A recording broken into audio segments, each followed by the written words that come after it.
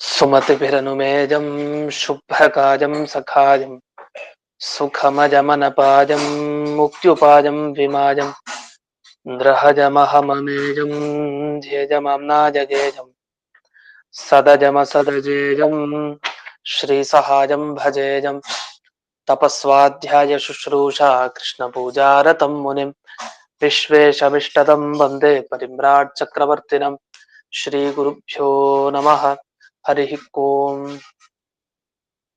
श्रियः पत्ये नित्या गणितगुणमाणिक्य विशदप्रभा जालोल्लासोपहत सकलावद्यतमसे जगज्जन्मस्थेमप्रलयरचनाशीलवपुषे नमो शेषाम्नाय स्मृतिहृदयदीप्ताय हरये येन प्रादुरभाविभूमिपलये विस्तारिगो सन्ततिः प्राबोधिश्रुतिपङ्कजं करुणया प्रकाशितत्वं परम् ध्वान्तं ध्वं समनाति साधुनिकरश्चाकारि सन्मार्गगः तेन व्यासदिवाकरेण सततं मात्याजि मे मानसं व्याप्तिर्यस्य निजे निजे नमः सा पक्षे सपक्षे स्थितिः व्यावृत्तिश्च विपक्षतोऽथ विषये सक्तिर्न वैबाधिते नैवास्ति प्रतिपक्षयुक्तिरतुलं शुद्धं प्रमाणं समे भूयात् तत्त्वविनिर्णजाय भगवान् आनन्दतीर्थो मुनिः भवति यदनुभावात्येडमूकोऽपि वाग्मी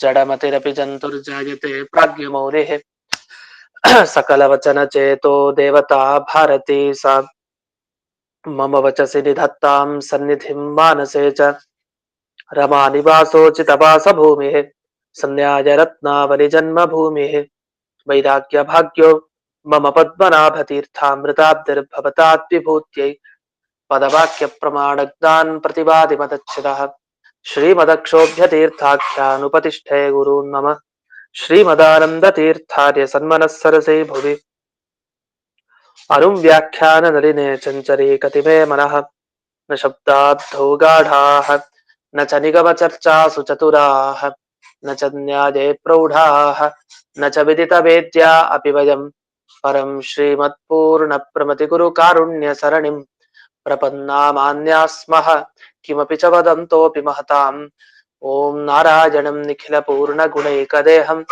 निर्दोषमाप्यतममप्यखिलैः सुवाक्यैः अस्योद्भवादिदमशेषविशेषतोऽपि वन्द्यं सदा प्रियतमं मम सन्नमामि कुपिता हि पणच्छाया समीकृत्या परं सुखं सेवन्ते यत्पदं धीरास्तं भजे वल्लभं श्रियः। ಈಗ ಗುರುವರ್ಥ ದೀಪಿಕಾದಲ್ಲಿ ಉಪಸಂಹಾರಾಧಿಕರಣ ನಡೀತಾ ಇತ್ತು. ಈ ಉಪಸಂಹಾರಾಧಿಕರಣದಲ್ಲಿ ಪ್ರಶ್ನೆಯನ್ನ ಮಾಡಿಕೊಂಡ್ರು ನಿನ್ನೆ ದಿವಸ. ಎಲ್ಲ ವೇದ ಶಾಖೆಗಳಲ್ಲಿರೋ ಪರಮಾತ್ಮನ ಗುಣಗಳನ್ನ ತಿಳ್ಕೊಳ್ಬೇಕು ಅಂದ್ರೆ ಅದೇ ಕಷ್ಟ, ಬಹಳ ಆಯಾಸ ಆಗತ್ತೆ. ಎಲ್ಲ ವೇದ ಶಾಖೆಗಳನ್ನ ಓದಿ ಅಲ್ಲಿರೋ ಗುಣಗಳನ್ನ ತಿಳ್ಕೊಳ್ಳೋದು ಬಹಳ ಕಷ್ಟ. ಅದಾದ ಮೇಲೆ ಆ ಎಲ್ಲಾ ಗುಣಗಳನ್ನ ತಲೆಯಲ್ಲಿ ಇಟ್ಕೊಂಡು ಧ್ಯಾನ ಮಾಡ್ಬೇಕು ಒಂದೇ ಕಡೆ. ಇದು ಹೇಗ್ ಸಾಧ್ಯ? ಇದು ಅಶಕ್ಯ, ಇದು ಸಾಧ್ಯ ಇಲ್ಲ. ಸರಿ, ಎಲ್ಲ ತಿಳ್ಕೊಳ್ಳೋದು ಯಾಕೆ? ಧ್ಯಾನ ಮಾಡ್ಲಿಕ್ಕೆ ಅಷ್ಟೇ ತಾನೆ. ಧ್ಯಾನ ಮಾಡ್ಲಿಕ್ಕೆ ಆಗಲ್ಲ ಅಂದ್ಮೇಲೆ ಯಾಕೆ ತಿಳ್ಕೊಳ್ಬೇಕು? ಹಾಗಾದ್ರೆ ಎಲ್ಲ ವೇದ ಶಾಖೆ ಓದೋದ್ ಬೇಡ, ಯಾವ್ದಾದ್ ಬೇಕೋ ಅದು ಅಷ್ಟಷ್ಟೇ ವೇದ ಶಾಖೆ ಓದ್ಕೊಳ್ಳೋಣ ಅಂತ ಇಷ್ಟು ಪ್ರಶ್ನೆಯನ್ನ ಮಾಡ್ಕೊಂಡ್ರು. ಅದಕ್ಕೆ ಉತ್ತರ ಕೊಟ್ರು, ಇಲ್ಲ, ಒಂದ್ ವೇದವಾಕ್ಯ ಇದೆ, ಗುರುವರ್ಥ ದೀಪಿಕಾದಲ್ಲಿ ಉದಾಹರಿಸಿದ್ದಾರೆ. ಅದನ್ನ ಬ್ರಹ್ಮಸೂತ್ರ ಭಾಷ್ಯದಲ್ಲೆಲ್ಲ ನಾವು ನೋಡ್ಬಹುದು. ಇಲ್ಲಿ ಅದನ್ನೆಲ್ಲ ನೆನಪಿಸ್ತಾ ಇದ್ದಾರೆ.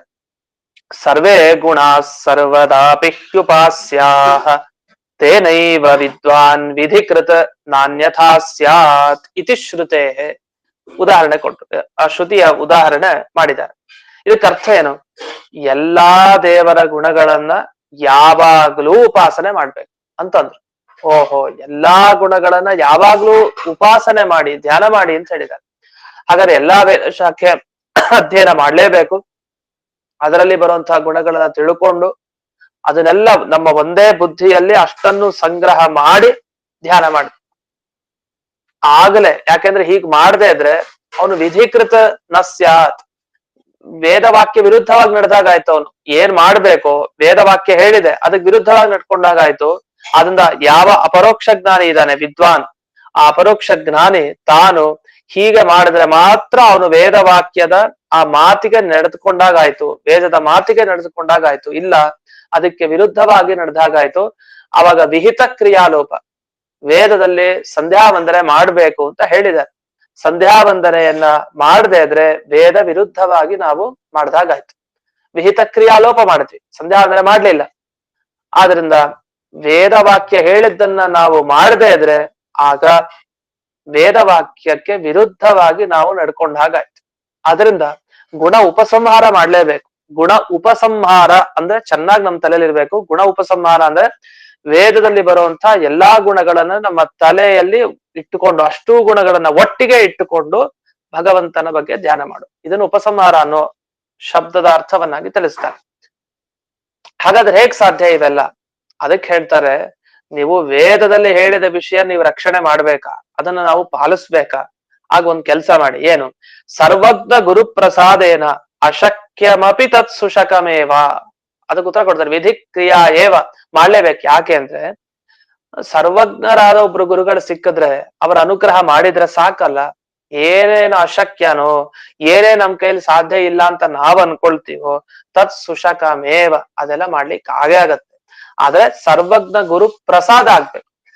ಆ ಗುರುಗಳು ಸರ್ವಜ್ಞರಾಗಿರ್ಬೇಕು. ಸರ್ವಜ್ಞರಾದ ಗುರುಗಳು ಅಂದ್ರೆ ಮಧ್ವಾಚಾರ್ಯರು ಅಂತ ಸರ್ವಜ್ಞರಾದ ಗುರುಗಳ ಅನುಗ್ರಹ ಆದ್ರೆ ಮಾತ್ರ ಅಶಕ್ಯಮಪಿ ಸುಶಕಮೇವ. ನಮ್ಗೆ ಅಸಾಧ್ಯ ಅನ್ಸಿದ್ರು ಅದು ಸಾಧ್ಯ ಆಗತ್ತೆ. ಹಾಗಾಗಿ ವಿಹಿತ ಕ್ರಿಯಾ ಲೋಪ ಆಗ್ಬಾರ್ದು. ವೇದದಲ್ಲಿ ಹೇಳಿದ್ದನ್ನು ತಪ್ಸೋ ಹಾಗಿಲ್ಲ, ಲೋಪ ಮಾಡೋ ಹಾಗಿಲ್ಲ. ಆದ್ರಿಂದ ಇದನ್ನ ಮಾಡ್ಲೇಬೇಕು. ಹೇಗ್ ಮಾಡೋದು ಅಂತ ಯೋಚನೆ ಮಾಡ್ಕೊಂಡು ಕೂಡ್ಬೇಡಿ. ಸರ್ವಜ್ಞ ಗುರು ಪ್ರಸಾದ ಆದ್ರೆ, ಅನುಗ್ರಹ ಆದ್ರೆ ಎಲ್ಲವೂ ಆಗತ್ತೆ ಅಂತ ಇದು ಉತ್ತರವನ್ನಾಗಿ ಇಲ್ಲಿ ತಿಳಿಸ್ಕೊಟ್ಟಿದ್ದಾರೆ. ಇಲ್ಲಿಗೆ ಉಪಸಂಹಾರಾಧಿಕರಣ ಮುಕ್ತಾಯ ಆಯ್ತು. ಇದರಲ್ಲಿ ಗುರುವರ್ಥ ದೀಪಿಕಾದಲ್ಲಿ ಇದನ್ನ ಮುಕ್ತಾಯ ಮಾಡಿದ್ದಾರೆ, ಈ ಸುಧಾ ಭಾಗದಲ್ಲಿ. ಅಲ್ಲಿ ಅಲ್ಲಿ ಜಯತೀರ್ಥರು ತಮ್ಮ ತತ್ವಪ್ರಕಾಶಿಕೆ ವಿವರಣೆ ಮಾಡ್ತಾ ಅಲ್ಲಿ ಬ್ರಹ್ಮಸೂತ್ರ ಭಾಷ್ಯದಲ್ಲಿ ಯಾವ ಸೂತ್ರಗಳು ಬಂದಿದೆ, ಉಪಸಂಹಾರಾಧಿಕರಣದಲ್ಲಿ ಬಂದ ಚರ್ಚೆಗಳೇನು, ಅದನ್ನೆಲ್ಲ ನಾವು ನೋಡ್ಬೇಕು. ಯಾಕಂದ್ರೆ ಮುಂದೆ ಉಪಸಂಹಾರಾಧಿಕರಣ ಬಹಳ ಚಿಕ್ಕದಾಗಿ ಹೇಳ್ಬಿಡ್ತಾರೆ. ಸುಧಾ ಭಾಗದಲ್ಲಿ ಬಹಳ ಚಿಕ್ಕದಾಗಿ ಒಂದ್ 2-3 ಲೈನಲ್ಲಿ ಮುಗಿಸ್ಬಿಡ್ತಾರೆ ಸುಧಾದಲ್ಲಿ ವಿಚಾರನ. ಆದ್ರೆ ಏನು ಉಪಸಂಹಾರ ಅಂದ್ರೆ ಏನು, ಯಾಕೆ ಬಂತು, ಏನು ಏನು ವಿಚಾರ ನಮಗ್ ಗೊತ್ತಾಗಲ್ಲ. ಹಾಗಾಗಿ ಇಲ್ಲಿ ಬರೋ ಗುರುವರ್ಥ ದೀಪಿಕಾದ ವಿಚಾರ ತಿಳಿದುಕೊಂಡು ಈ ವಿಷಯವನ್ನು ನಾವು ತಿಳ್ಕೊಳ್ಬೇಕು. ಈಗೇನ್ ಹೇಳ್ತಾರೆ ಈ ಅಧಿಕರಣದಲ್ಲಿ ಅಂತ ಪ್ರಾರಂಭ ಮಾಡ್ತಾರೆ. ಮೊದಲಿಗೆ ದೇವರ ಧ್ಯಾನ ಮಾಡ್ಬೇಕು. ಧ್ಯಾನ ಮಾಡ್ಲಿಕ್ಕೆ ಎಲ್ಲಾ ಗುಣನ ತಿಳ್ಕೊಳ್ಬೇಕು. ಇಷ್ಟಿದೆ. ಎಲ್ಲಾ ಗುಣಗಳನ್ನು ತಿಳ್ಕೊಳ್ಳೋದು ಅಂದ್ರೆ ಏನರ್ಥ? ಎಲ್ಲಾ ವೇದ ಶಾಖೆಗಳನ್ನು ಓದೋದು ಅಂತ ಅರ್ಥ. ಓದ್ರೆ ತಾನೇ ತಿಳ್ಕೊಳ್ಳೋದು ಎಲ್ಲಾ ವೇದ ಶಾಖೆಯನ್ನ. ಎಲ್ಲಾ ಗುಣಗಳನ್ನು ತಿಳ್ಕೊಳ್ಬೇಕು ಅಂದ್ರೆ ಎಲ್ಲಾ ವೇದ ಶಾಖೆ ಓದ್ಬೇಕು ಅಂತ. ಇಲ್ಲ ಅಂದ್ರೆ ಒಂದ್ ವೇಳೆ ನೀವೇನಾದ್ರೂ ಎಲ್ಲಾ ಗುಣಗಳನ್ನ ಇಟ್ಕೊಂಡು ಧ್ಯಾನ ಮಾಡ್ಲಿಲ್ಲ ಅಂತ ಇಟ್ಕೊಳ್ಳಿ, ಮತ್ತ ಅಷ್ಟು ಓದಿ ಏನು ಉಪಯೋಗ? ಹಾಗಾದ್ರೆ ಎಲ್ಲಾ ವೇದ ಶಾಖೆಗಳನ್ನ ಓದಿ ಎಲ್ಲ ಗುಣಗಳನ್ನ ತಿಳ್ಕೊಂಡದರ ಉಪಯೋಗ ಏನು ಅಂದ್ರೆ ಎಲ್ಲಾ ದೇವರ ಗುಣಗಳನ್ನ ಒಮ್ಮೆಲೆ ನಾವು ಚಿಂತಿಸಿ ದೇವರನ್ನ ಧ್ಯಾನ ಮಾಡು, ಇಷ್ಟು. ಇದೇ ಫಲ. ಇಲ್ಲ ಅಂದ್ರೆ ಸರ್ವಜ್ಞಾನಸ್ಯ ವೈಯರ್ಥ್ಯ ಪ್ರಸಂಗ ಅಂತ ಹೇಳ್ತಾರೆ ಜಯತೀರ್ಥರು. ಎಲ್ಲ ತಿಳ್ಕೊಂಡಿದ್ದೆಲ್ಲ ವ್ಯರ್ಥ. ತಿಳಿಬೇಕಾಗಿದ್ದು ಅನುಷ್ಠಾನ ಮಾಡ್ಲಿಕ್ಕೆ, ತಿಳ್ಕೊಳ್ಳೋದು ಅನುಷ್ಠಾನ ಮಾಡ್ಲಿಕ್ಕೆ. ಅನುಷ್ಠಾನ ಮಾಡದೆ ಇದ್ರೆ ತಿಳ್ಕೊಂಡಿದ್ದೆಲ್ಲ ವ್ಯರ್ಥ ಅಂತ ಒಂದು ಆಕ್ಷೇಪ ಬಂತು. ನಮ್ಗ ಅನ್ಸತ್ತೆ ನೋಡಿ, ಕಷ್ಟಪಟ್ಟು ಒಂದ್ 5 ಗ್ರಂಥ ಪೂರ್ತಿ ಓದ್ಬಿಡ್ಬೋದು. ಆದ್ರೆ ಅದೆಲ್ಲಾ ಗ್ರಂಥದಲ್ಲಿ ಹೇಳಿರೋ ತರ ಮಾಡ್ಬೇಕು ಅಂದ್ರೆ ಕಷ್ಟ. ತಿಳ್ಕೊಳ್ಬೋದು, ಮಾಡೋದು ತುಂಬಾ ಕಷ್ಟ. ಅದ್ ಎಲ್ಲಾ ಜನರಿಗೆ ಅನುಭವ ಸಿದ್ಧ. ಮತ್ ಇವ್ರು ಎಲ್ಲಾ ತಿಳ್ಕೊಂಡ ಮೇಲೆ ಎಲ್ಲಾ ಅನುಷ್ಠಾನ ಮಾಡ್ಲೇಬೇಕು, ಇಲ್ಲ ಎಲ್ಲ ತಿಳ್ಕೊಂಡಿದ್ದಕ್ ಫಲನೇ ಇಲ್ಲ ಅಂತ ಒಂದು ಮಾತು ಹೇಳ್ತಾರೆ. ಫಲನೇ ಇಲ್ಲ ಅಂತ ವಸ್ತುತಃ ಇಲ್ಲಿ ಹೇಳಿಲ್ಲ. ಹಾಗೆ ಹೇಳಿದ್ರೆ ತಪ್ಪಾಗತ್ತೆ. ಎಲ್ಲಾ ತಿಳ್ಕೊಳ್ಳೋದು, ಎಲ್ಲಾ ವೇದ ಶಾಖೆ ಓದ್ದ, ವೇದ ಮಂತ್ರಗಳನ್ನು ಓದ್ದ, ಆದ್ರೆ ಅಲ್ಲಿ ಹೇಳಿರೋ ತರ ಆಚರಣೆ ಮಾಡ್ಲಿಕ್ಕೆ ಆಗ್ಲಿಲ್ಲ ಅವನ ಕೈಲಿ. ಆದ್ರೆ ಕೇಳಿ ಕೇಳಿ ಜ್ಞಾನ ಸಂಪಾದನೆ ಮಾಡ್ದ. ಅಲ್ಲಿ ಇಲ್ಲಿ ಚೆನ್ನಾಗಿ ಎಲ್ಲರ ಕೇಳಿ ಕೇಳಿ ವೇದ ಪಾಠಗಳನ್ನ ಎಲ್ಲ ತಿಳ್ಕೊಂಡ, ಶಾಸ್ತ್ರ ಚೆನ್ನಾಗಿ ಓದ್ದ, ಎಲ್ಲ ತಿಳ್ಕೊಂಡ, ಪುರಾಣಗಳು ಏನೇನಿದೆಯೋ ಎಲ್ಲ ತಿಳ್ಕೊಂಡ. ಆದ್ರೆ ಅನುಷ್ಠಾನ ಮಾಡ್ಲಿಕ್ಕೆ ಆಗ್ಲಿಲ್ಲ. ಆ ಪುರಾಣದಲ್ಲಿ ಹೇಳಿದ್ದು, ಈ ಪುರಾಣದಲ್ಲಿ ಹೇಳಿದ್ದು ಎಲ್ಲಾ ಮಾಡ್ಲಿಕ್ಕೆ ಸಾಧ್ಯ ಇಲ್ಲ. ಹಾಗಾದ್ರೆ ಇವಾಗ ತಿಳ್ಕೊಂಡಿದ್ ವ್ಯರ್ಥ ಹೌದೋ ಅಲ್ವೋ? ಯಾಕೆ ಮಾಡ್ಲಿಕ್ಕೆ ಆಗ್ಲಿಲ್ವಲ್ಲ ಅನುಷ್ಠಾನ. ಅದನ್ನ ಅನುಷ್ಠಾನಕ್ಕೆ ತರ್ಲಿಲ್ಲ ಅಂದ್ಮೇಲೆ ತಿಳ್ಕೊಂಡಿದ್ ವ್ಯರ್ಥ ಆಯ್ತಲ್ವಾ ಅಂತ ಅನ್ನಿಸ್ಬೋದು ನಮ್ಗೆ. ಆ ರೀತಿ ಇಲ್ಲಿ ಮಾತು ಬಂದಿದೆ. ಸರ್ವಜ್ಞಾನಸ್ಯ ವೈಯರ್ಥ್ಯ ಪ್ರಸಂಗಾತ್ ಅಂತ ಹೇಳ್ತಾರೆ ಜಯತೀರ್ಥರು. ತದಭಾವೆ ನಮಗ್ ಧ್ಯಾನ ಮಾಡ್ಲಿಕ್ಕೆ ಆಗ್ಲಿಲ್ಲ, ನಮ್ಗೆ ಅನುಷ್ಠಾನ ಮಾಡ್ಲಿಕ್ಕೆ ಬರ್ಲಿಲ್ಲ ಅಂದ್ರೆ ನೀವು ತಿಳ್ಕೊಂಡಿದ್ ಎಲ್ಲ ವ್ಯರ್ಥ ಅನ್ನೋ ತರ ಮಾತು ಬಂತು. ಅದಕ್ಕೆ ಹೀಗ ಅರ್ಥ ಅಲ್ಲ ಅಂತಾರೆ. ಭಾವದೀಪದಲ್ಲಿ ವಿವರಣೆ ಮಾಡಿದ್ದಾರೆ. ರಾಯರು ವಿವರಣೆ ಮಾಡ್ತಾ ಇದಕ್ಕೆ ಏನ್ ಅರ್ಥ ಜಯತೀರ್ಥರ ಪಂಕ್ತಿಗೆ, ಹೀಗ ಅರ್ಥ ಅಲ್ಲ. ನಮಗೆ ತಿಳ್ಕೊಂಡು ಅದನ್ನ ಅನುಷ್ಠಾನಕ್ಕೆ ತರ್ಲಿಲ್ಲ, ನಿಜ. ಅನುಷ್ಠಾನಕ್ಕೆ ತರ್ಲಿಲ್ಲ ಅಂದ್ರೆ ಅದರ ಪೂರ್ಣ ಫಲ ನಾವು ಪಡಿಲಿಕ್ಕೆ ಆಗಲ್ಲ, ನಿಜ. ಹಾಗಂತ ಹೇಳಿ ತಿಳ್ಕೊಂಡಿದ್ದೆಲ್ಲ ವ್ಯರ್ಥ ಆಗ್ಲಿಲ್ಲ, ಅದಕ್ಕೂ ಒಂದು ಪ್ರಯೋಜನ ಇದೆ. ಏನ್ ಪ್ರಯೋಜನ ಅದೇನು ಅಂತ ಸ್ವಲ್ಪ ವಿವರಿಸ್ತಾ ಭಾವದೀಪದಲ್ಲಿ ಗುಣ ಸರ್ವೇ ವೇತ್ತವ್ಯ ಧ್ಯಾತವ್ಯಾಶ್ಚ ನ ಸಂಶಯ. ದೇವರ ಎಲ್ಲಾ ಗುಣ ತಿಳ್ಕೊಳ್ಬೇಕು, ಅದೇ ರೀತಿ ಧ್ಯಾನ ಮಾಡ್ಲೇಬೇಕು. ನ ಸಂಶಯ, ಈ ವಿಷಯದಲ್ಲಿ ಪ್ರಶ್ನೆ ಅವಕಾಶ ಇಲ್ಲ, ಸಂಶಯಕ್ಕೆ ಅವಕಾಶ ಇಲ್ವೇ ಇಲ್ಲ. ತಿಳ್ಕೊಳ್ಳೇಬೇಕು, ಅದನುಷ್ಠಾನ ಮಾಡ್ಲೇಬೇಕು. ಆದ್ರೆ ಅನುಷ್ಠಾನ ಮಾಡ್ಲಿಕ್ಕೆ ಆಗದೆ ಇದ್ರು ತಿಳ್ಕೊಂಡಿದ್ರಿಂದ ಒಂದು ಪ್ರಯೋಜನ ಇದ್ದೇ ಇದೆ. ಏನ್ ಪ್ರಯೋಜನ? ಪುಣ್ಯ ಇಲ್ವಾ? ಅಷ್ಟು ವೇದ ಮಂತ್ರಗಳನ್ನ ಓದಿದ್ದಕ್ಕೆ, ಅಷ್ಟು ಶಾಸ್ತ್ರ ತಿಳಿದಿದ್ದಕ್ಕೆ ಪುಣ್ಯ ಬರ್ಲಿಲ್ಲ ಅಂದ್ರೆ ಏನರ್ಥ? ಖಂಡಿತ ಪುಣ್ಯ ಇದ್ದೇ ಇದೆ. ಅದನ್ನ ಅನುಷ್ಠಾನ ಮಾಡ್ಲಿಕ್ಕಾಗದೆ ಹೋದ್ರು ಅಷ್ಟೆಲ್ಲ ತಿಳ್ಕೊಂಡಿರೋದ್ರಿಂದ ಪುಣ್ಯ ಅಂತೂ ಬಂದೇ ಬರುತ್ತೆ. ಮತ್ ಹಾಗಾದ್ರೆ ಜಯತೀರ್ಥರು ಯಾಕೆ ಇಲ್ಲಿ ವ್ಯರ್ಥ, ಧ್ಯಾನ ಮಾಡ್ಲಿಕ್ಕೆ ಆಗ್ಲಿಲ್ಲ ಅಂದ್ಮೇಲೆ ನೀವೆಲ್ಲ ತಿಳ್ಕೊಂಡಿದ್ದಾದ್ರೆ ವ್ಯರ್ಥ ಅಂತ ಯಾಕೆ ಹೇಳಿದ್ರು ಅಂದ್ರೆ, ಅದು ಒಂದು ನಿಯಮ ಇದೆ ಒಂದು ಸಂಸ್ಕೃತಲ್ಲಿ, ಸಂಭವತಿ ದೃಷ್ಟ ಫಲಕತ್ವೇ ದೃಷ್ಟ ಫಲಕಲ್ಪನಾ ನ್ಯಾಯ ಅಂತ. ಈಗ ಈ ಗೋಧಿ ಭತ್ತ ಎಲ್ಲ ಇತ್ತು, ಅದನ್ನ ಯಾಗಕ್ ಬಳಸ್ಬೇಕು. ಯಾಗಕ್ ಬಳಸೋನ್ ಏನ್ ಮಾಡ್ತಾನೆ ಪುರೋಹಿತ, ಮೊದಲು ಅದ್ರ ಮೇಲೆ ಪ್ರೋಕ್ಷಣೆ ಮಾಡ್ತಾನೆ. ಪ್ರೋಕ್ಷಣೆ ಮಾಡಿ ಆಮೇಲೆ ಅದನ್ನ ಯಾಗದಲ್ಲಿ ಬಳಸ್ಕೊಂತಾನೆ, ಅವನು ಉಪಯೋಗಿಸ್ಕೊಳ್ತಾನೆ. ಅಗ್ನಿಯಲ್ಲ ಆಹುತಿಯನ್ನ ಹಾಕಿ ಎಲ್ಲ ಉಪಯೋಗಿಸ್ಕೊಳ್ತಾನೆ. ಈಗ ಆ ಪ್ರೋಕ್ಷಣೆ ಮಾಡಿದ್ ಯಾಕೆ ಅಂತ ಪ್ರಶ್ನೆ.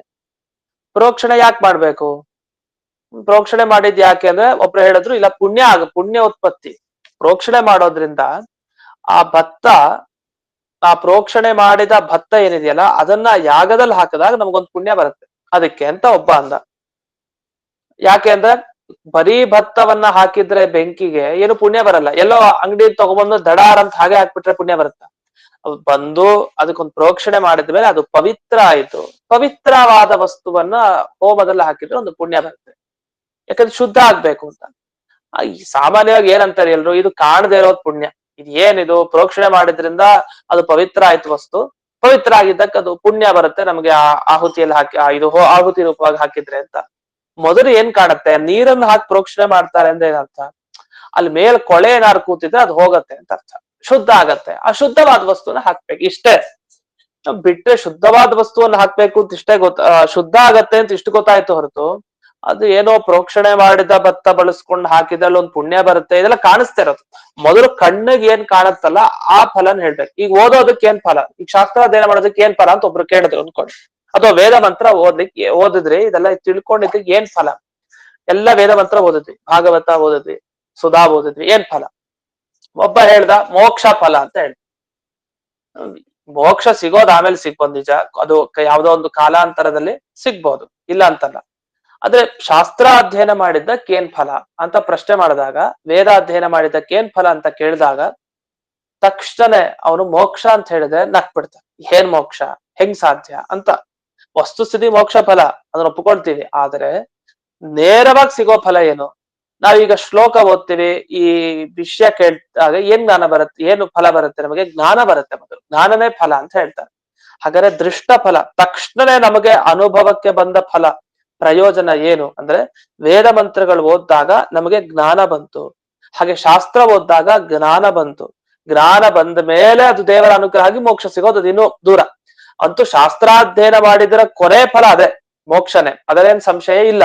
ಆದ್ರೆ ದೃಷ್ಟ ಫಲ, ಕಣ್ಣಕ್ ಕಂಡಾಗ ಯಾವ ಫಲ ಇದೆಯೋ ಅದನ್ನ ತಕ್ಷಣ ಹೇಳ್ಬಿಡ್ಬೇಕು, ಅದಾದ್ಮೇಲಿಂದ ಬೇರೆ ಫಲ.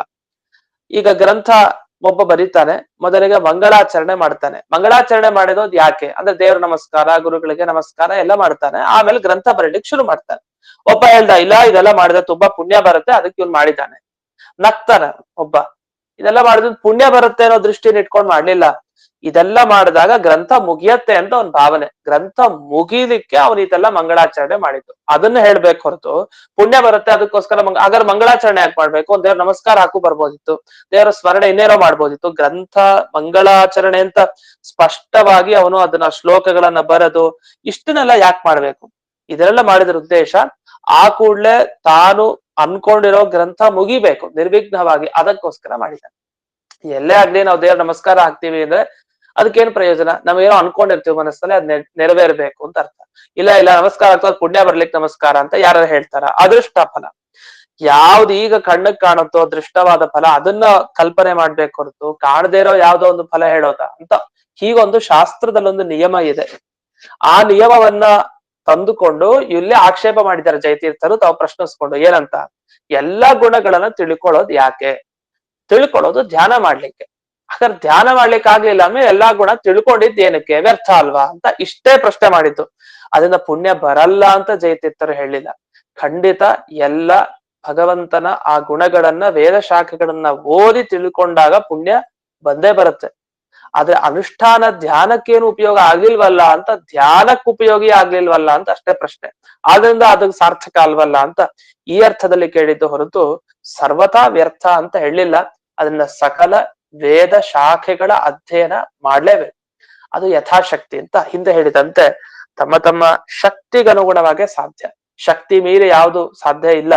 ಎಷ್ಟು ಸಾಧ್ಯನೋ ಅಷ್ಟು ಶಕ್ತಿಯನ್ನ ಹಾಕಿ ತನ್ನ ಯೋಗ್ಯತೆಗೆ ತಕ್ಕ ಹಾಗೆ ಆದ್ರೂ ಪೂರ್ಣ ತಾನು ತಿಳ್ಕೊಳ್ಬೇಕು ಅನ್ನೋದು ಈ ಗ್ರಂಥಗಳ ತಾತ್ಪರ್ಯ. ಇಷ್ಟಾಗಿ ಮುಂದಕ್ಕೆ ಹೋಗ್ತಾರೆ. ಆಯ್ತು, ಧ್ಯಾನ ಮಾಡ್ಬೇಕು ಅಂದ್ರೆ ದೇವ್ರ ಬಗ್ಗೆ ತಿಳಿಬೇಕು, ಎಲ್ಲಾ ತಿಳ್ಕೊಳ್ಬೇಕು ನಿಜ. ಆದ್ರೆ ಒಂದೇ ಪ್ರಶ್ನೆ, ಎಲ್ಲಾ ವೇದದಲ್ಲಿರೋ ಗುಣ ಬೇಕಾ? ಎಲ್ಲಾ ವೇದದಲ್ಲಿ ಬಂದಿರೋ ಗುಣಗಳನ್ನ ನಮ್ಮ ಬುದ್ಧಿಯಲ್ಲಿ ಒಟ್ಟಿಗೆ ಇಟ್ಟುಕೊಂಡು ಧ್ಯಾನ ಮಾಡ್ಬೇಕಾ ಬೇಡವಾ? ಯಾಕಂದ್ರೆ ಧ್ಯಾನ ಮಾಡೋದು ಎರಡು ತರನು ಕಂಡಿದೆ. ಎಲ್ಲಾ ಒಟ್ಟಿಗೆ ಯೋಚಿಸಿ ಧ್ಯಾನ ಮಾಡ್ಬೇಕು ಅಂತ ಏನ್ ಹೇಳಿಲ್ಲ ಎಲ್ಲೂ. ಏನ್ ಹೇಳಿದ್ದಾರೆ? ಧ್ಯಾನ ಮಾಡಿ ಅಂತ ಹೇಳಿದ್ದಾರೆ. ಅದು ಈ ತರನು ಮಾಡ್ಬೋದು, ಆ ತರನು ಮಾಡ್ಬೋದಲ್ಲ. ನೀವ್ ಹೇಳಿರೋ ತರನೇ ಎಲ್ಲಾ ಸಕಲ ಸದ್ಗುಣಗಳನ್ನ ನೆನಪಿಟ್ಕೊಂಡು ಅದನ್ನ ಚಿಂತಿಸಿ ದೇವರ ರೂಪ ಚಿಂತನೆ ಮಾಡಿ ಧ್ಯಾನ ಮಾಡ್ಬೇಕು, ಇದೇನ್ ಹೇಳಿಲ್ವಲ್ಲ ಅಂತ ಪ್ರಶ್ನೆ ಮಾಡ್ಕೊಂಡ್ರೆ ಅವಾಗ ಹೌದೌದು ನೀವ್ ಹೇಳಿದ್ದು ಸರಿ. ಯಾಕೆಂದ್ರೆ ಎಲ್ಲಾ ವೇದವನ್ನ ತಿಳ್ಕೊಂಡು ಉಪಾಸನೆ ಮಾಡೋದು ಸಾಧ್ಯ ಇಲ್ಲ, ಅದು ಕಷ್ಟ ತಾನೆ ಅಂತ ಬಂದ್ರೆ, ಇಲ್ಲ ಇಲ್ಲ, ಜ್ಞಾನಕ್ಕೂ ಧ್ಯಾನಕ್ಕೂ ಒಂದು ವ್ಯತ್ಯಾಸ ಇದೆ. ಧ್ಯಾನ ಮಾಡೋದು ಕಷ್ಟ, ಜ್ಞಾನ ಸಂಪಾದನೆ ಮಾಡೋದು ಧ್ಯಾನದಂತೆ ಕಷ್ಟ ಅಲ್ಲ. ಧ್ಯಾನಕ್ಕೂ ಜ್ಞಾನಕ್ಕೂ ವ್ಯತ್ಯಾಸ ಇದೆ. ಜ್ಞಾನ ಏನ್ ಮಾಡ್ತೀವಿ, ಇವತ್ತೊಂದು ಗ್ರಂಥ ಓದ್ತೀವಿ, ಒಂದಿಷ್ಟು ತಿಳ್ಕೊಳ್ತೀವಿ, ನಾಳೆ ಇನ್ನೊಂದು ಓದ್ತೀವಿ, ಇನ್ನೊಂದಿಷ್ಟು ತಿಳ್ಕೊಳ್ತೀವಿ. ಹೀಗೆ ಕ್ರಮವಾಗಿ ಇವತ್ತು ನಾಳೆ ನಾಡಿದ್ದು ಆಮೇಲೆ ಇನ್ನೊಂದು ವಾರ, ತಿಂಗಳು, ವರ್ಷ, ಜನ್ಮ, ಹೀಗೆ ಮುಂದೆ ಹೋಗ್ತಾ ಹೋಗ್ತಾ ಎಲ್ಲ ವೇದದ ಶಾಖೆಗಳಲ್ಲಿರೋ ದೇವರ ಗುಣಗಳನ್ನ ಒಂದು ದಿವಸ ಕೊನೆಗೆ ತಿಳ್ಕೊಳ್ಬೋದು. ಯಾವ್ದೋ ಜನ್ಮದಲ್ಲಿ, ಅದು ಇದೇ ಜನ್ಮದಲ್ಲ, ಯಾವ್ದೋ ಜನ್ಮದಲ್ಲಿ. ಯಾಕೆ? ಜ್ಞಾನ ಅದು ಕ್ರಮಭಾವಿ ಅಂತ ಹೇಳ್ತೀವಿ. ಅಂದ್ರೆ ಒಂದೊಂದು ದಿವಸ ಆದ್ಮೇಲೆ ನಾವು ತಿಳ್ಕೊಂಡು ಅದನ್ನ ಹೋಗಿ ಕೊನೆಗೆ ಒಂದ್ ಜನ್ಮದಲ್ಲಿ ಅದು ಮುಗಿಯತ್ತೆ ಆ ಜ್ಞಾನ. ಆದ್ರೆ ಧ್ಯಾನ ಮಾಡೋದು ಕಷ್ಟ. ಧ್ಯಾನ ಕ್ರಮಭಾವಿ ಅಲ್ಲ. ಇವತ್ ಸ್ವಲ್ಪ ಧ್ಯಾನ ಮಾಡಿದ್ರೆ ನಾಳೆ ಇನ್ನೊಂದ್ ಸ್ವಲ್ಪ ಧ್ಯಾನ ಮಾಡ್ತೀನಿ, ಹಾಗಾಗಲ್ಲ. ಧ್ಯಾನ ಕೂತಾಗ ಎಲ್ಲಾ ಗುಣಗಳು ಒಟ್ಟಿಗೆ ಬಂದು ದೇವರ ರೂಪ ಚಿಂತನೆ ಮಾಡ್ಬೇಕು, ಅದು ಧ್ಯಾನ. ಅಂತ ಧ್ಯಾನ ಮಾಡೋದಂತೂ ಕಷ್ಟ ಅಲ್ವಾ? ಜ್ಞಾನ ಬೇರೆ, ಎಲ್ಲ ಜ್ಞಾನ ಪಡಿಬಹುದೇನೋ, ಎಲ್ಲದರ ಧ್ಯಾನ ಮಾಡೋದು ಕಷ್ಟ ಅಲ್ವಾ ಅಂತಂದ್ರೆ ಅದಕ್ಕೆ ಉತ್ತರ ಕೊಡ್ತಾರೆ ಈ ತರ ಆಕ್ಷೇಪ ಮಾಡಿ.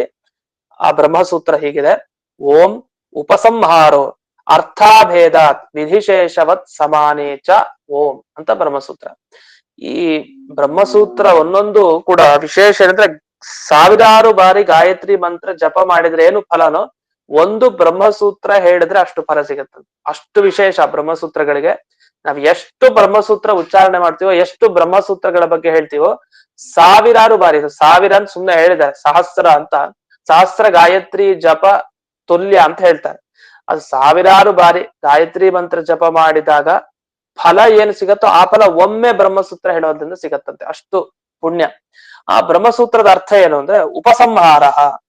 ಉಪಸಂಹಾರ ಅಂದ್ರೆ ಒಂದೇ ಬುದ್ಧಿಯಲ್ಲಿ ಎಲ್ಲ ಭಗವಂತನ ಗುಣಗಳನ್ನ ಸಂಗ್ರಹಿಸಿ ಇಟ್ಕೊಡೋದು ಏನಿದೆಯಲ್ಲ ಉಪಸಂಹಾರ. ಇದನ್ನ ಮಾಡಬೇಕು. ಎಲ್ಲಾ ವೇದದಲ್ಲಿ ಹೇಳಿರೋ ಗುಣ, ಆನಂದ, ಜ್ಞಾನ, ಶಕ್ತಿ, ಅವನು ಕೃಪಾ, ದಯಾ ಏನ್ ತೋರಿಸ್ತಾನೆ, ಕಾರುಣ್ಯ ಏನ್ ತೋರಿಸ್ತಾನೆ, ಎಲ್ಲ ಭಗವಂತನ ಗುಣವನ್ನ ವೇದದಲ್ಲಿ ಹೇಳಿರೋ ಪ್ರಕಾರ ತಿಳ್ಕೊಂಡು, ಅಷ್ಟೇ ಅಲ್ಲ ಅವನಲ್ಲಿ ಯಾವುದೇ ದೋಷ ಇಲ್ಲ ಅಂತ ತಿಳ್ಕೊಳ್ಳೋದು ಮುಖ್ಯ. ಅವನಲ್ಲಿ ಪಾಪ ಇಲ್ಲ, ಪಾಪದ ಸಂಪರ್ಕ ಇಲ್ಲ, ಪುಣ್ಯದ ಸಂಪರ್ಕ ಇಲ್ಲ, ವಿಧಿ ನಿಷೇಧ ದೇವರಿಗಿಲ್ಲ, ಇಂಥದ್ ಮಾಡಬಾರ್ದು ಇಂಥದ್ದನ್ನ ಮಾಡಬೇಕು ಅಂತ ಯಾವ್ದೇ ಆಜ್ಞೆಯನ್ನ ದೇವರಿಗೆ ಮಾಡೋ ಹಾಗಿಲ್ಲ, ಅದು ಇಲ್ವೂ ಇಲ್ಲ ವೇದದಲ್ಲಿ. ಹೀಗೆ ಅದ್ರಲ್ಲಿ ಯಾವುದೇ ದೋಷ ಇಲ್ಲ. ಮತ್ತೆ ಅಜ್ಞಾನ ಇದೆಯಾ ದೇವರಿಗೆ? ಇಲ್ಲ. ವಿಪರೀತ ಜ್ಞಾನ ಇದೆಯಾ? ಮೋಸ ಮಾಡ್ತಾನ? ದೇವ್ರು ಮೋಸ ಮಾಡಲ್ಲ. ಹಾಗೆ ದೇವ್ರಿಗೆ ಶಕ್ತಿ ಇಲ್ವಾ? ಇಲ್ಲ, ಶಕ್ತಿ ಇದೆ ಅವನಿಗೆ. ಹೀಗೆ ಯಾವುದೇ ದೋಷ ಇಲ್ಲ, ಪ್ರತಿ ಒಂದು ಸಕಲ ಗುಣಗಳು, ಸದ್ಗುಣಗಳು ಇವೆ ಅಂತ ತಿಳ್ಕೊಳ್ಬೇಕಂತೆ. ತಿಳ್ಕೊಂಡು ವಿಧಿಶೇಷವತ್ ಅಂತ ಹೇಳ್ತಾರೆ. ವಿಧಿಶೇಷವತ್. ಹೇಗೆ ವೇದವಾಕ್ಯ ಸಂಧ್ಯಾ ವಂದನೆ ಮಾಡಿ ಅಂತ ಹೇಳಿದ್ದಾರೆ, ಸಂಧ್ಯಾ ವಂದನೆ ಮಾಡಿ ಅಂತ ಹೇಳಿದ ಮೇಲೆ ವೇದ ಹೇಳಿದ್ಮೇಲೆ ಅದ್ ಮಾಡ್ಬೇಕಷ್ಟೆ, ಅದ್ ಮಾತಾಡೋಂಗಿಲ್ಲ. ಇಲ್ಲ ಹಾಗೆ ಹೇಗೆ ಇಲ್ಲ, ವಿಧಿ ವಿಹಿತ ಹೇಳಿದ್ಮೇಲೆ ಮುಗ್ದೋಯ್ತು. ವೇದ ವಾಕ್ಯದಿಂದ ಬಂತಹ ಮುಗ್ದೋಯ್ತು ಅಷ್ಟೇ. ಹೇಳ್ತ ಶಂಖದಿಂದ ಬಂದದೇ ತೀರ್ಥ, ಮುಗ್ದೋಯ್ತು ಅಷ್ಟೇ, ಅಲ್ಲಿ ಬಂದಾಯ್ತು ತೀರ್ಥ ಅಂತ ಅರ್ಥ. ಹಾಗೆ ಇಲ್ಲಿ ಈ ವೇದ ವಾಕ್ಯದಲ್ಲಿ ಸಂಧ್ಯಾ ಉಪಾಸೀತ ಅಂತ ಬಂದಿದೆ ಅಂದ್ರೆ ಮುಗ್ದೋಯ್ತು, ಅದ್ ಮಾಡ್ಲೇಬೇಕು. ವಿಹಿತ ಕ್ರಿಯಾ ಲೋಪ ಆಗತ್ತೆ, ಅದ್ ಮಾಡದೇ ಇದ್ರೆ ಲೋಪ ಆಗುತ್ತೆ, ಅದನ್ನ ಮಾಡೋ ಹಾಗಿಲ್ಲ. ಹಾಗೆ ಇಲ್ಲಿ ಸರ್ವೈಹಿ ವೇದೈಹಿ ಜ್ಞಾತವ್ಯ ಉಪಾಸ್ಯ, ಎಲ್ಲ ವೇದದಿಂದ ತಿಳ್ಕೊಳ್ಬೇಕು, ಉಪಾಸನೆ ಮಾಡ್ಬೇಕು. ಇದು ವೇದದಲ್ಲಿ ಬಂದ್ಬಿಟ್ಟಿದೆ, ಬಂದಿದೆ ಅದ್ರಲ್ಲಿ ಮಾಡ್ಲೇಬೇಕು. ಮತ್ ಯಾರು ಮಾಡ್ತಾರೆ ಇದೆಲ್ಲ? ಬ್ರಹ್ಮದೇವರು ಮಾಡ್ತಾರೆ, ಖಂಡಿತ. ಬ್ರಹ್ಮದೇವರಂತೂ ಇಷ್ಟೆಲ್ಲ ಮಾಡೇ ಮಾಡ್ತಾರೆ. ಅವ್ರು ಒಂದೇ ಬುದ್ಧಿಯಲ್ಲಿ ಭಗವಂತನ ಎಲ್ಲಾ ಗುಣಗಳನ್ನ ತಾವು ಧರಿಸಿ, ತಾವು ಆ ಯೋಗ್ಯವಾದ ಗುಣಗಳನ್ನ ತಾವು ಧಾರಣೆ ಮಾಡಿ, ತಾವು ಪರಮಾತ್ಮನ ಧ್ಯಾನವನ್ನ ಮಾಡೇ ಮಾಡ್ತಾರೆ. ಅಯೋಗ್ಯವಾದ ಗುಣ ಮಾಡ್ಬಾರ್ದು ಹಾಗಂತ. ಆ ಗುಣಗಳಲ್ಲೂ ಅಯೋಗ್ಯ ಅಯೋಗ್ಯ ಅಂತ ಇರತ್ತೆ ಅಂತ ಕೆಲವರು ಒಪ್ತಾರೆ. ವಸ್ತುತಃ ಗುಣ ಅಂದ್ರೆ ಅದು ಒಳ್ಳೇದು ಅಂತಾನೆ ಅರ್ಥ. ಕೆಟ್ಟ ಗುಣ ಒಳ್ಳೆ ಗುಣ ಅಂತ ನಾವು ವಿಭಾಗ ಮಾಡ್ತೀವಿ. ಶಾಸ್ತ್ರದಲ್ಲಿ ಏನಂದ್ರೆ ಗುಣ ಅನ್ನೋ ಶಬ್ದಕ್ಕೆ ಮುಖ್ಯವಾಗಿ ಒಳ್ಳೆ ಗುಣಗಳು ಅಂತಾನೆ ತಗೊಳ್ತಾರೆ. ಇಷ್ಟರ ಮಧ್ಯಕ್ಕೆ ಬಂದಾಗ ಒಂದು ಬಾಲ್ಯವೇಯ ಶ್ರುತಿಯಲ್ಲಿ ಬಂದಿದೆ ಒಂದು ವಿಷಯ ಅಂತ ತಿಳಿಸ್ತಾರೆ. ಬಾಲ್ಯವೇಯ ಶ್ರುತಿ ಅನೇಕ ವೇದದ ಶಾಖೆಗಳಿದೆ, ಹಾಗೆ ಬಾಲ್ಯವೇಯ ಶ್ರುತಿ, ಬಾಲ್ಯವೇಯ ಒಂದು ಮಾತಿನಲ್ಲಿ ಏನ್ ಬಂದಿದೆ? ಉಪಾಸ್ಯ ಏಕಃ ಪರತಃ ಪರೋಯಃ, ಎಲ್ಲರಿಗಿಂತಲೂ ಶ್ರೇಷ್ಠ ಅಂತ ಒಬ್ಬನನ್ನು ಉಪಾಸನೆ ಮಾಡಿ. ಯಾಕೆ ಅಂದ್ರೆ ವೇದೈಶ್ಚ ಸರ್ವೈ ಸಹಚೇತಿಹಾಸೈ, ಇತಿಹಾಸ ಎಲ್ಲ ವೇದ, ಸಪಂಚರಾತ್ರೈ ಸ ಪುರಾಣೈಶ್ಚ ದೇವ ಸರ್ವೈ ಗುಣೈಸ್ತತ್ರ ತತ್ರ ಪ್ರತೀತೈ. ಸ್ಪಷ್ಟವಾಗ ವೇದವಾಕ್ಯದಲ್ಲಿ ಏನ್ ತಿಳಿಸಿದ್ದಾರೆ?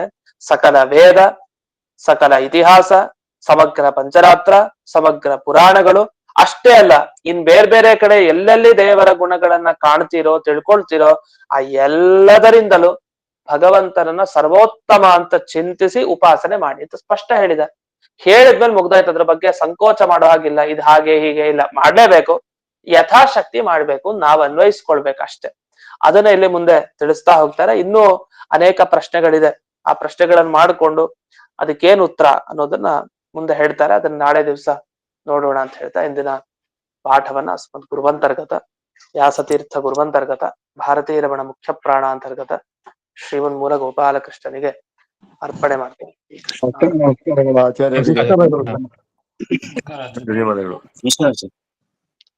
ನಮಸ್ಕಾರ.